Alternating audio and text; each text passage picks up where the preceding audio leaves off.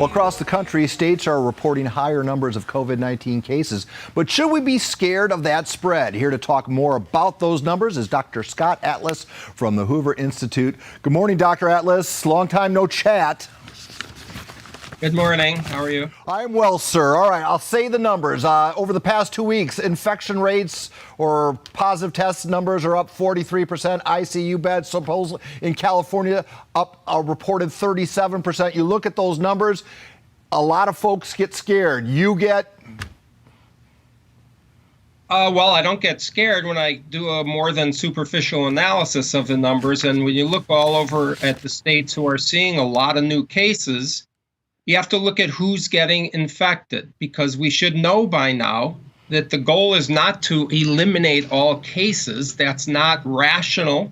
It's not necessary if we just protect the people who are going to have a serious complication. So when we look at the cases, yes, there's a lot more cases. By the way, they do not correlate in a time sense to the any kind of reopening of states. If you look at the timing, that's just a misstatement. That's a false narrative. The reality is they may correlate to the new mingling from protests and massive demonstrations.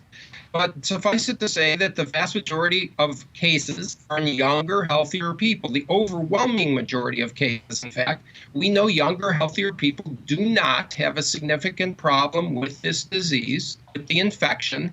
99% of people who get infected, in fact, have no significant problem with the infection. What we do know is that the death rates are not going up.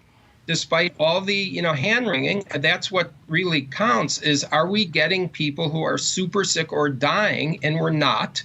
And when we look at the hospitalizations, yes, hospitals are more crowded, but that's mainly due to the reinstallation of medical care for non-COVID patients. When you look at Texas, 90+% of ICU beds are occupied, but only 15% are COVID patients.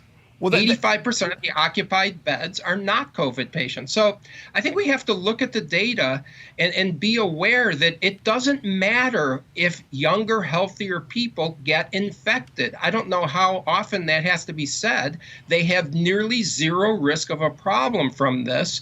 The only thing that counts are the older, more vulnerable people getting infected. And there's no evidence that they really are. When you look at the data from all the states, which I've done, there's no data to say that older, vulnerable people are getting infected and dying.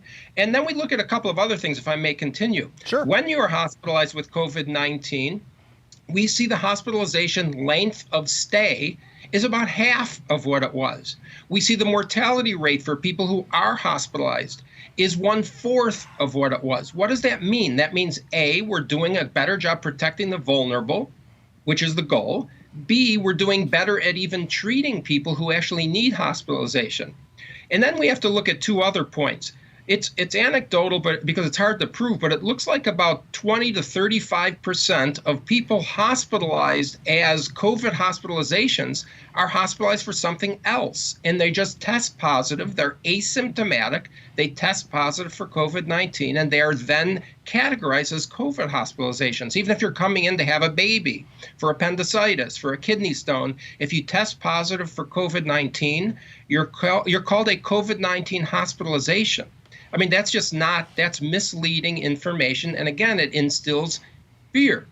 The last point I want to make is that when younger, healthier people get infected, that's a good thing. Why? Why does that sound like a good thing? Because that's exactly the way that population immunity develops. When you have low-risk groups get infected, become immune, that is how you break up the sort of connectivity pathways to riskier, older, sicker people. That's what's called herd immunity. There's nothing wrong with having low-risk people get the infection as long as you protect the high-risk people, which apparently is being done because this explosion of cases has not caused increased deaths. That is de facto proof that we're not having a problem with more cases. But Dr. Atlus, the critics will say, to your point of view, is deaths are a lagging indicator. Those deaths are coming in 2, 3, maybe 4 weeks out. You say? Well, I say we don't have the definitive answer. I'm not going to make a prediction, or I'll be as bad as the people who are predicting things without knowing what they're talking about, the modelers. But suffice it to say that it's true. It's obviously a lagging indicator. No one would say it isn't. But so far, we have not seen that. We're not talking about cases that just started yesterday. We're talking about cases that started weeks ago. We're talking about the explosion of cases that started about a month ago. So I'm cautiously optimistic, let's put it that way, that we have not seen the death rates increase. Do we need to keep an eye on this? Yes, we do. I'm not saying we shouldn't be watching this, but I am saying that right now, I wouldn't be panicking at all. We have not seen evidence. In fact, by the way, if you look at the states with the more open policies, when you look at them, there's not a single one of those states in the top 15 of mortality per capita in the United States. Not one. Georgia's something like 16th, Florida's 27th, Texas is 40th. These are states that have been criticized for their reopening policies. There is no evidence that they are doing worse. In fact, they're doing better than most states. Where's California on that list? California, I think, is about 28th. I think they're immediately underneath or tied with Florida. Interesting. And California had a pretty strict lockdown, and I'm living in one of the strictest counties, Santa Clara County. Yes, I know that, sir. You know, you've been a proponent. You first got on my radar screen with when you started showing up on the Hill with your, hey, we got to get the schools back open.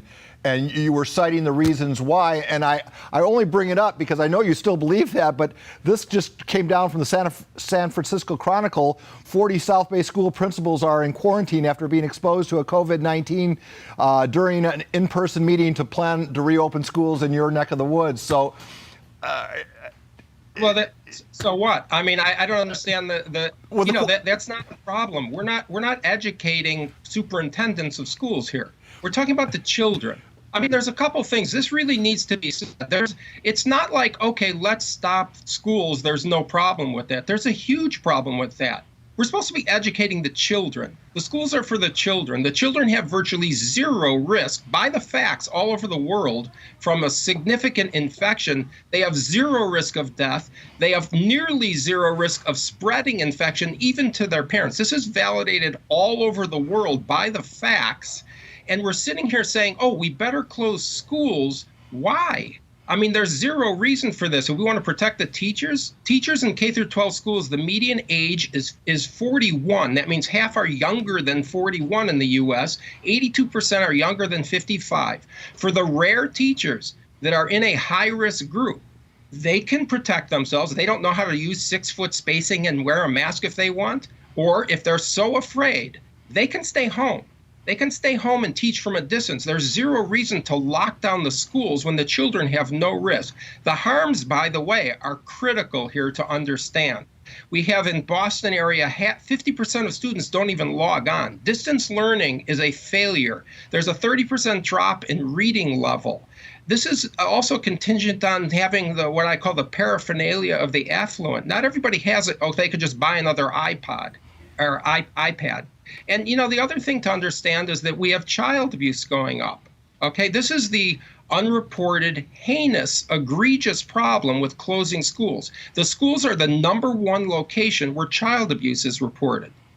That's not happening if the schools are closed. The schools are where children learn, by the way, that they need a hearing aid or glasses. That's not being done.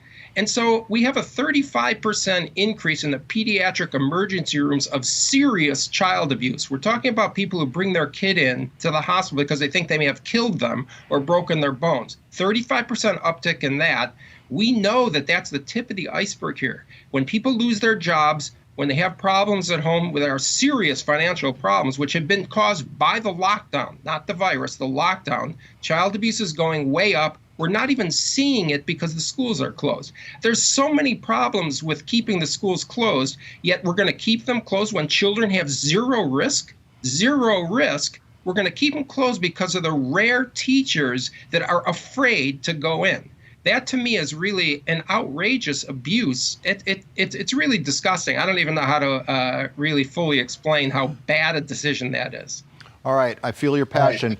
On our next conversation, you're going to have to walk me through your life years lost equation as it relates to your theory that the shutdown has done more physical harm to our economy and more physical harm to our species than actually helped.